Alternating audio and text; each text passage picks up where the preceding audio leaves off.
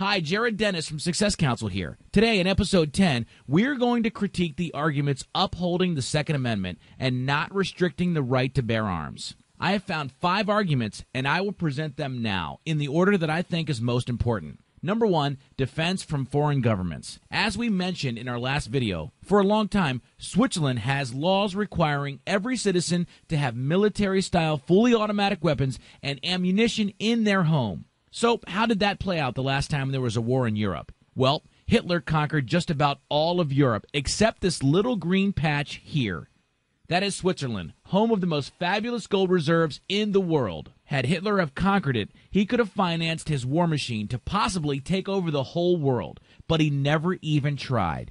Between the difficult terrain and the well-armed citizenry, he considered it an impossible fortress. But the U.S. has experienced the same benefit firsthand. Just after the bombing of Pearl Harbor, the Japanese were deciding whether or not to invade on the Californian coast. Isoroku Yamamoto, commander-in-chief of the Imperial Japanese Navy during World War II, said, "You cannot invade the mainland United States. There would be a man with a rifle behind every blade of grass." I find it truly amazing that defense from a foreign government almost never comes up when discussing gun control.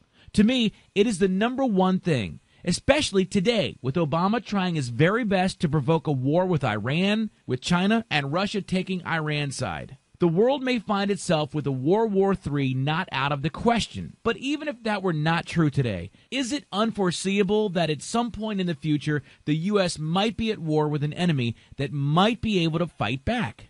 How will our children judge us if we made them easy targets by taking away their guns? Your grandchildren might be very upset, but you won't know because they may speak Chinese or Russian. This argument holds true even if gun control laws reduce crime, which it doesn't as showed in episode 9. But let's say for argument's sake it does. Then surely this one point still trumps. The country is vulnerable to attack. Moving on. Number 2, defense from your government. I know a lot of people say they think this is silly, but let's look at the facts. In 1929, the Soviet Union established gun control. From 1929 to 1953, their government murdered about 20 million of their own people. In 1911, it was Turkey. From 1915 to 1917, 1.5 million Armenians slaughtered. Germany in 1938.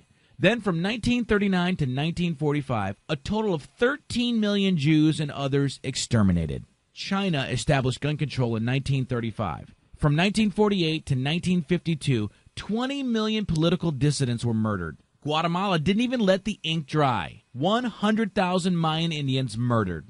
A total of 56 million people were murdered by their own respective governments in the 20th century. The point is, it happens. But even more incredible that it's already happening here in the United States. According to the New York Times, President Obama personally approves every new name on that expanding kill list. It's unlawful because it allows the president to kill people, including U.S. citizens, far from any theater of war. It is dangerous because it sets a precedent. Well, is that the new reality of presidential power? The authority to decide without review, without a judicial system, without a trial, without accountability from anyone, and without protection from the Constitution. A president can simply declare your life over. Even if you think this killing without due process is legitimate, can you seriously guarantee that the next president or the one after that will not be worse?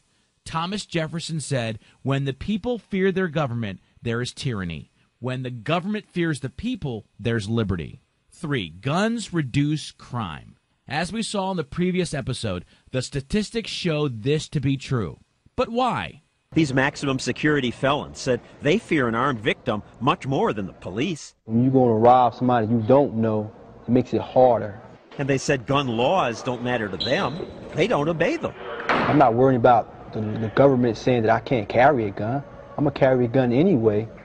It's impossible to know exactly how often guns stop criminals because who reports a crime that doesn't happen? But people use guns in self-defense every day. Often just showing a gun is enough to prevent the crime. When robbers broke into Joyce and Raymond Papin's home and attacked Raymond, he yelled, "Get the gun, get the gun." Joyce did, and when the robbers saw it, they ran away. Boy, when he saw the gun, he just started running, and they weren't just walking fast, they were running. Within seconds, the knife-wielding man seriously injured 2 people. There was blood all over. One got stabbed in his stomach, and one he got stabbed in his head, and he held his hands. He got stabbed all over his arms. Then, before the suspect could find another victim, a citizen with a gun stopped the madness. A guy pulled a gun on him and told him to drop his weapon or he would shoot him. So he dropped his weapon, and then the people from Smith's got him. And officers had high praise for the gun-carrying man who ended the hysteria. Number 4, no one has the right to reduce someone's ability to defend themselves. By doing so, you inherently take responsibility to keep them safe.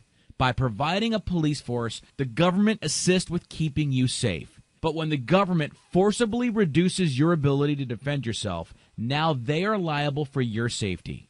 A guarantee they simply cannot commit to. A sad truth of the British and Australian gun bans is that the elderly are easy prey and have experienced far more home invasions than before the ban. Unlike these American seniors.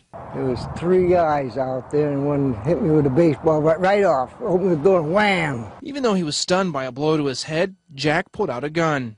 Shot him. Shot the other one, and then the other one was running. I didn't want to shoot him in the back, so I let him go. But they were interrupted by these 2 men. Watch as deputies say Davis Dawkins and Dwayne Henderson come in and wave a gun, pointing it right at the customers asking for valuables. But just seconds later, someone steps in. Look at the right of your screen, a man running with a gun, firing at the suspects. From another angle, look at the guys in black clothing with masks, one with a gun, the other with a bat. You see them, and then you don't. The next time they come into view, one of them is diving on the ground. The man, 63-year-old Samuel Williams. He's right behind them, firing. They leave. Williams, calm as can be, locks the door and waits for police. Sheriff Chuck Wright says 2 masked men entered a Waffle House in Chesney about 1 o'clock in the morning and ordered the customers inside to the floor, the employees to the back room. Sheriff Wright says one of those customers had a concealed weapons permit. He says he then pulled his gun and told the 2 men to wait for cops to show up. The sheriff says one of the robbers, 19-year-old Dante Williams, then turned his gun toward the diner, and that's when the customer shot and killed Williams. This is another example of how a CWP may save your life.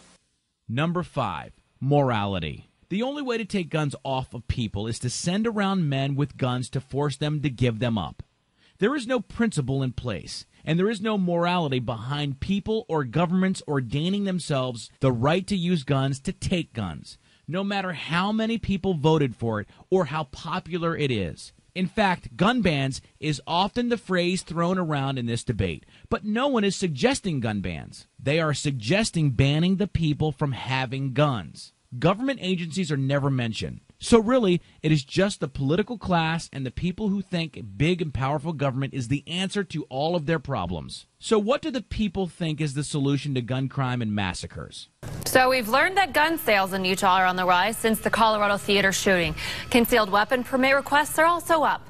That means more people want access to guns and the right to conceal and carry them. Yes, the citizens of America are buying more guns than ever before as a result of all the above issues. So if the people are showing that they want more guns, why are we hearing so much about gun bans these days? What was Mr. Jefferson saying about when the government fears people? So it's very clear from the last 2 videos that gun control is the exact opposite of what people want. And with good reason. It is a disaster for them. It is also clear the only beneficiaries of such laws is the ruling or political class. So what are U.S. representatives doing? New concerns today as the United Nations is now considering at this moment a global arms treaty that would curtail certain gun sales. Right now, the UN is working on a plan that would put a whole new set of international gun rules in place. Supporters, including the Obama administration, argue it will make the world more secure by tamping down on weapons commonly used by gangs and terrorists. Okay, guys, I think you get the picture here. By themselves, these last two videos show just how absurd the argument for gun control is. The motive for that absurdity is a little more complicated. By going through each of the videos on this YouTube channel, you will begin to get a very clear picture of desired outcomes by the ruling class. Soon, we will tie all of these seemingly unrelated issues together for a complete picture of how the world works. If you like this video, please go ahead and subscribe to this YouTube channel. Like it, email it to friends, and head over to successcouncil.com where you can watch heaps more and attend our group training on what to do to create an incredible fortune during the upcoming economic collapse. That is all for today. Next week, we're going to talk about public schooling. Are we being deliberately dumbed down by our governments? The evidence will shock you.